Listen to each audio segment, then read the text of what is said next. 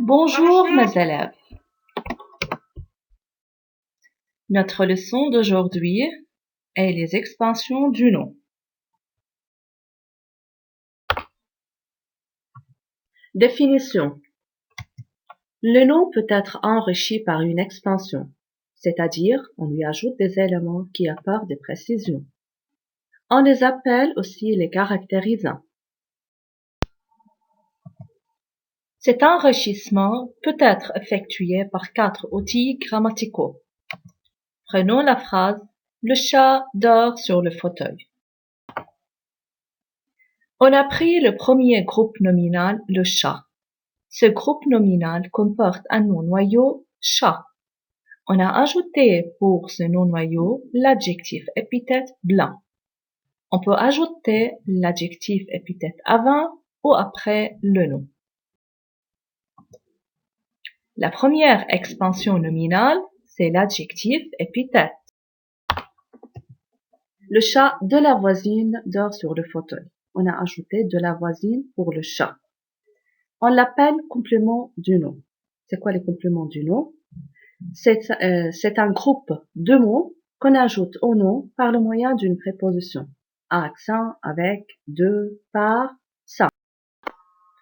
La deuxième expansion nominale, c'est le complément du nom. Le chat qui est blanc dort sur le fauteuil. On a ajouté pour le même nom noyau le chat qui est blanc. Qui est blanc, c'est une proposition subordonnée relative. Proposition subordonnée relative, c'est un groupe de mots qui s'organise autour d'un verbe conjugué et qui commence par un pronom relatif, qui est qui. C'est le même cas pour l'exemple, le roman est célèbre. On a ajouté pour le roman dont tu m'as parlé, c'est un groupe de mots qui s'organise autour d'un verbe conjugué à parler par le moyen d'un pronom relatif dont. Donc, troisième expansion nominale, c'est la proposition subordonnée relative. Le chat animal frileux dort sur le fauteuil. On a ajouté pour le même nom noyau animal frileux. C'est un groupe nominal qui est placé entre deux virgules. On l'appelle la position. La position aussi peut être placée au début de la phrase et séparée par une virgule et caractérise le nom qui vient après. Calme et doux, le chat dort sur le fauteuil. Qui est calme et doux? C'est le chat. Donc, la quatrième expansion nominale, c'est la position. À quoi servent les expansions nominales? Les expansions nominales sont des mots ou des groupes de mots qu'on ajoute à un groupe nominal réduit, déterminant plus nom, pour le préciser et l'enrichir. Elles peuvent avoir 4 natures grammaticales: l'adjectif épithète, les compléments du nom, la proposition subordonnée relative et finalement la position. Passons à faire maintenant cet exercice.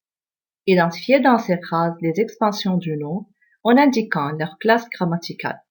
Vous avez 10 minutes pour préparer cet exercice, puis on passe au corrigé. Passons au corrigé. Les habitants de Paris prennent souvent les métros. De Paris, c'est un complément du nom les habitants. Auteur et acteur de théâtre. Molière est mort en jouant sa scène. Qui est Molière? C'est un auteur et acteur de théâtre. C'est une apposition. La construction du tramway a duré de nombreux mois. Tout d'abord, on a du tramway. C'est un complément du nom pour la construction. Et nombreux est un épithète pour mois. Donc, on peut avoir plusieurs expansions nominales dans une même phrase. Les collégiens qui se reposent sont fatigués du trimestre. Qui se reposent, c'est une proposition subordonnée relative pour les collégiens. Ils se promènent dans les sentiers fleuris. Fleuris, c'est un adjectif épithète pour les sentiers. Tu devrais acheter le livre dont je te parlais. Dont je t'ai parlé, c'est une proposition subordonnée relative pour le livre. La tour Eiffel, le symbole de Paris, attire de nombreux visiteurs. Le symbole de Paris, c'est une apposition pour la tour Eiffel. Les spécialistes de l'armée ont désamorcé la bombe qui avait été placée sous le pont. De l'armée, c'est un complément du nom pour les spécialistes, et qui avait été placée sous le pont, c'est une proposition subordonnée relative pour l'antécédent, la bombe.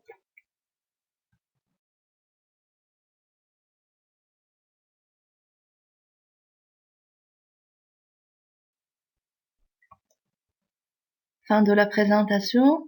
Merci pour votre attention.